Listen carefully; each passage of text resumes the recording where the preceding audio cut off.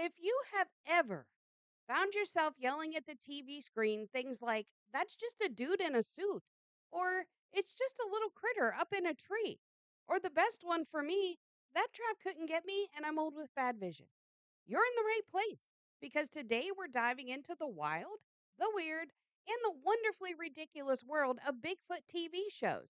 From thermal cams in the dark to dramatic overreactions to snapping twigs, nothing escapes the snarky radar.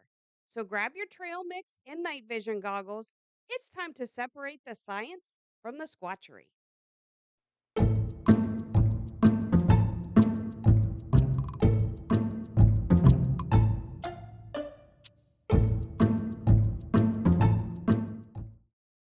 Recently, I received an email from a viewer named Melissa, and she writes, "Hi, I like your content. It's a nice break from the million scary stories that are so popular." Well, thank you, Melissa. So I'm not popular, I'm kind of boring, and I'm a break. You know what? I'll take it. That's cool. The video you did on the Bigfoot community was great and funny. Could you please talk about some of the Bigfoot TV shows? Sure, I have thoughts, like a lot of them. Now, let's see. My age is 49.99 plus shipping and handling. Okay, add taxes to that. You got me. So let's just say I've seen some Bigfoot things, from the original legend of Boggy Creek to some of those new tickety talks. And y'all, there's so much. So, for the sake of this video, I'm just going to look at three TV shows. Small disclaimer here before I start. The opinions are just me. They're mine. Uh, Actually, the whole channel, everything you see, it's just little old me. All right, and now that that's out of the way, let's start with a larger and more recent show, Expedition Bigfoot, or as I like to call it, If Finding Bigfoot was really, really boring. And that's not anybody's fault per se. I just couldn't find a personality that I latched onto and wanted to keep revisiting. This is the show where a team of serious researchers, high tech gear, and dramatic drone shots all come together to almost find Bigfoot repeatedly for multiple seasons. And let's get something very clear, these folks were armed with more gadgets than Batman: thermal cameras, audio recorders, drones, possibly even a Squatch to English translator, you know, just in case. But despite all this futuristic tech, Bigfoot still remained the undisputed hide and seek world champion, and they really didn't give us that much new. Every episode seemed to follow the same thrilling formula: a stick snaps, cut to thermal image of a blob. It might be a bear, or a tree stump, or a lost hiker. Then insert dramatic music and cut to commercial break. Come back from commercial and they go, "We're not saying it's a Bigfoot, but we're also not saying it's a Bigfoot." And honestly, for me, once the term cloaked Bigfoot left Bryce's mouth in a serious tone, that's it. I'm out. I'm sorry. I can't. And another time, there were two cast members, and they had to take a hike 6 or 7 miles to get to a very secluded pond. But the funny thing was, on their hike there, you could see fresh tire tracks. And when they got to the pond, yeah, also fresh tire tracks. Now, I understand that the TV show has to be for entertainment first, but somebody, come on, do your job. Now, you can't talk about Bigfoot shows without mentioning Finding Bigfoot, of course, or as we call it, Poor Cliff. And yeah, I'll explain. So, this was on when my kids were at home, and at some point, my daughter even had a Gone Squatchin' trucker hat. So, this one is particularly memorable for me. There was Renee, the resident skeptic, who that woman, she could have powered a generator with some of her eye rolls. It was impressive.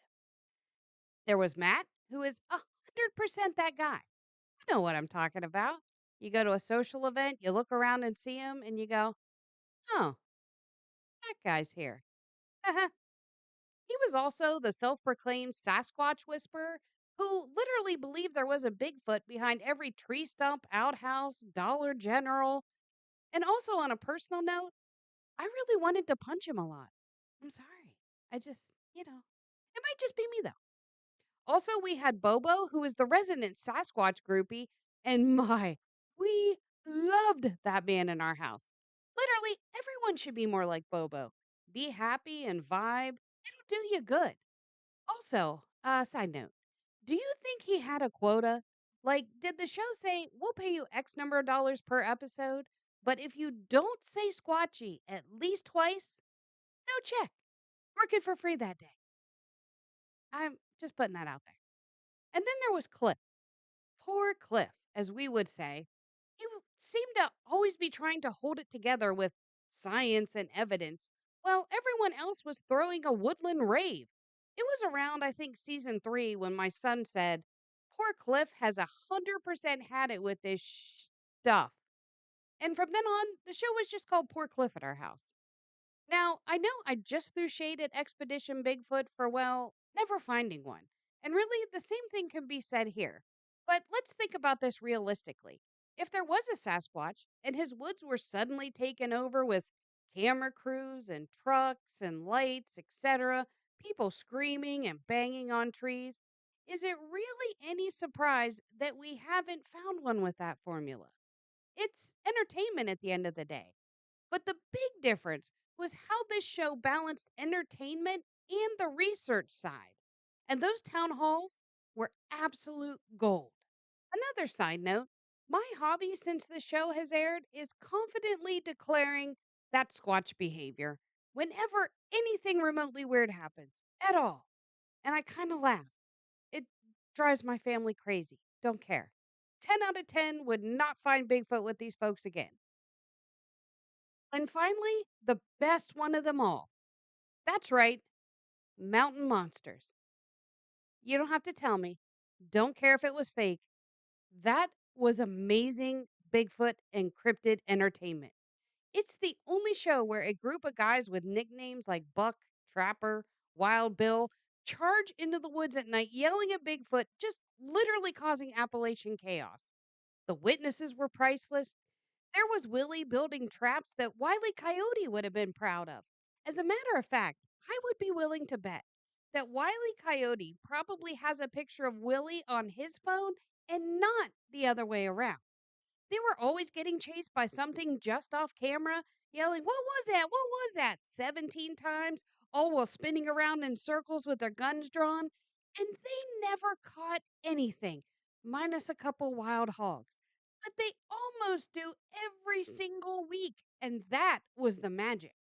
So if you ever wanted to watch a show where grown men scream, she back, about a goat man in the fog, this is 100% your show. There is really just nothing like it. I mean, there's a million Bigfoot shows out there that, try to walk that balance of entertainment versus research, trying to educate you while also having some fun. These guys didn't care about nothing.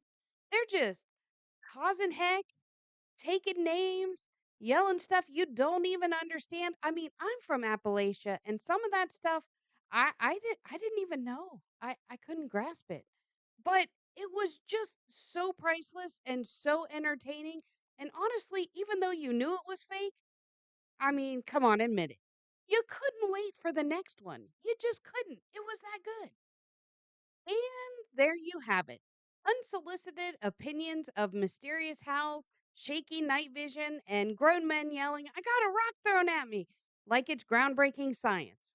So keep your cameras shaky, your theories wilder than the woods, and remember, if Bigfoot really wanted to be found, he'd have a TikTok by now. Until next time.